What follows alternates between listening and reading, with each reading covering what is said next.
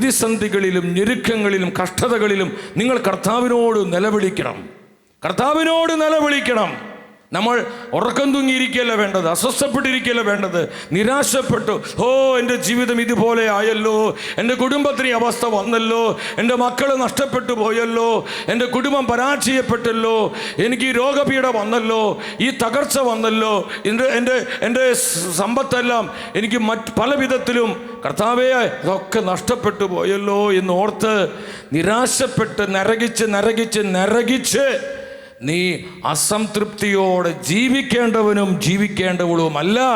നിന്റെ ദുരിതങ്ങളിലും നിന്റെ കണ്ണുനീരുകളിലും നിന്റെ കഷ്ടതകളിലും നിന്റെ സഹനങ്ങളിലും നീ സഹായത്തിനായി കർത്താവിനെ വിളിക്കണം. ഹല്ലേലൂയാ, ഹല്ലേലൂയാ.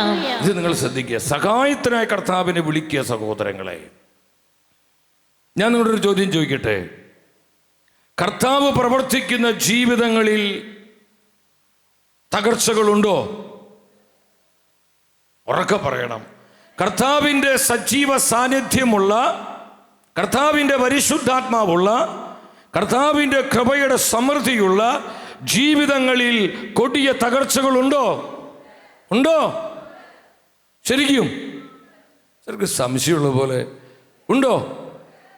അവിടെ കഠിനമായ സഹനങ്ങളുണ്ടോ? കൊടുങ്കാറ്റുകളുണ്ടോ? പേമാരികളുണ്ടോ? കർത്താവ് ഉണ്ടെങ്കിൽ പിന്നെ എന്തുകൊണ്ട് എൻ്റെ ജീവിതത്തിൽ ഇത്രമാത്രം ഈ കൊടിയ ക്ലേശം എന്ന് ചിന്തിക്കുന്നവരും ഇതിനകത്തുണ്ടോ? ഉണ്ടോ? നിങ്ങൾ ശ്രദ്ധിക്കണം സഹോദരങ്ങളെ. ഇവിടെ മനസ്സിലാക്കുക നിങ്ങൾ, കർത്താവ്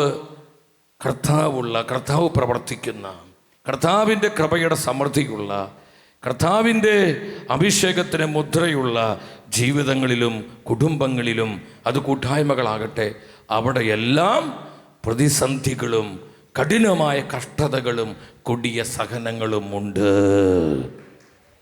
ശക്തിയോടെ ഹല്ലേലൂയ പറഞ്ഞേ ഹല്ലേലൂയ, ഹല്ലേലൂയ. കുറച്ച് നാൾ മുമ്പ് ഞാനിങ്ങനെ പ്രാർത്ഥിച്ചു കൊണ്ടിരിക്കുമ്പോൾ എൻ്റെ ഹൃദയത്തിൽ വല്ലാത്തൊരു ഭാരം വന്ന്, ഒരു പ്രതിസന്ധി ഓർത്ത് ഞാൻ കണ്ണുനീരോടെ കർത്താവേ എന്നെ സഹായിക്കണേ, എൻ്റെ കർത്താവേ എന്നെ സഹായിക്കണമേ എന്നും പറഞ്ഞ് ഇങ്ങനെ പ്രാർത്ഥിക്കുന്ന സമയത്ത് കർത്താവിനോട് ചോദിച്ചു, എൻ്റെ മകനെ, ഞാൻ ഉണ്ടായിരുന്ന, ഞാൻ അമരത്ത് തലവെച്ച് കിടന്നുറങ്ങിയ, എൻ്റെ സാന്നിധ്യമുള്ള, എൻ്റെ മഹത്വമുള്ള ഞാനുണ്ടായിരുന്ന വഞ്ചിയല്ലേ ആ കൊടുങ്കാറ്റിൽപ്പെട്ട് ആടി ഉലഞ്ഞ് മുങ്ങിപ്പോയില്ല, പക്ഷേ മുങ്ങുമെന്ന് തോന്നുമാറ് അതാകെ ആടി ഉലഞ്ഞത്. ഹല്ലേലൂയാ, ഹല്ലേലൂയാ.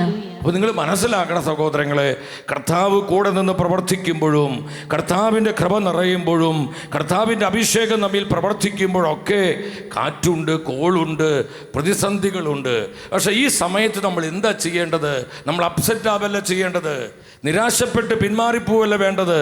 നമ്മൾ ആകെ ആകുലപ്പെട്ട് നമ്മൾ ഇനി എന്ത് ചെയ്യുന്ന ഓർത്ത് നമ്മൾ ആകെ വിഷാദികളായി മാറുകയല്ല ചെയ്യേണ്ടത്.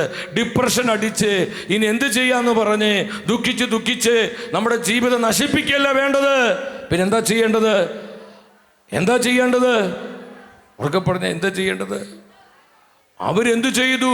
ആ വഞ്ചി മുങ്ങിയില്ല, മുങ്ങുമെന്ന് തോന്നുമാറ് ആ വഞ്ചി ആടി ഉലഞ്ഞപ്പോൾ ശിഷ്യന്മാരെ ഇപ്രകാരം പറഞ്ഞു, കർത്താവേ ഞങ്ങളെ സഹായിക്കണമേ. ഹല്ലേലൂയാ. കർത്താവേ ഞങ്ങളെ സഹായിക്കണമേ. നിന്റെ ദുരിതങ്ങളിൽ നീ കർത്താവിനെ വിളിക്കണം. ആരെ വിളിക്കേണ്ടത്? നിന്റെ സഹനങ്ങളിൽ ആരെ വിളിക്കണം? ഉറക്കെ പറ, ആരെ വിളിക്കണം? കർത്താവിനെ വിളിക്കണം. നിന്റെ കഷ്ടതകളിലും പരാജയങ്ങളിലും നീ കർത്താവിനെ വിളിക്കേ. ദാവീദ് പറഞ്ഞില്ലേ, എനിക്ക് സഹായം കർത്താവിൽ നിന്ന് വരുന്നു. ആകാശം ഭൂമിയും സൃഷ്ടിച്ച കർത്താവിൽ നിന്ന്. ഹല്ലേലൂയാ, ഹല്ലേലൂയാ. 121 സങ്കീർത്തനം 1-2 വചനങ്ങൾ നിങ്ങൾ ശ്രദ്ധിച്ചുണർവോടെ വചനം വായിച്ച്, എല്ലാവരും ഉണർവോടെ വായിച്ച് 121 സങ്കീർത്തനം 1-2. പർവ്വതങ്ങളിലേക്ക് ഞാൻ കണ്ണുകൾ ഉയർത്തുന്നു, എനിക്ക് സഹായം എവിടെ നിന്ന് വരും? എനിക്ക് സഹായം. എവിടുന്ന സഹായം വരുന്നത്? ഉറക്കെ പറഞ്ഞ്, ആരാ സഹായിക്കുന്നത്? നിന്റെ ദുരിതങ്ങളിൽ ആരാ നിന്നെ സഹായിക്കുന്നത്? നിന്റെ പരാജയങ്ങളിൽ ആരാ സഹായിക്കുക? വിശ്വാസത്തോടെ പറ, വിശ്വാസത്തോടെ പറ. ആരാ സഹായിക്കുന്നത്? ആരാ സഹായിക്കുന്നത്? നിരന്തരം ആരാ സഹായിക്കുന്നത്? കർത്താവാണ് സഹായിക്കുന്നത്. എത്ര കൊടിയ പ്രതിസന്ധി ആയിക്കൊള്ളട്ടെ, നമ്മെ എപ്പോഴും സഹായിക്കുവാൻ കൂടെ കർത്താവുണ്ട്.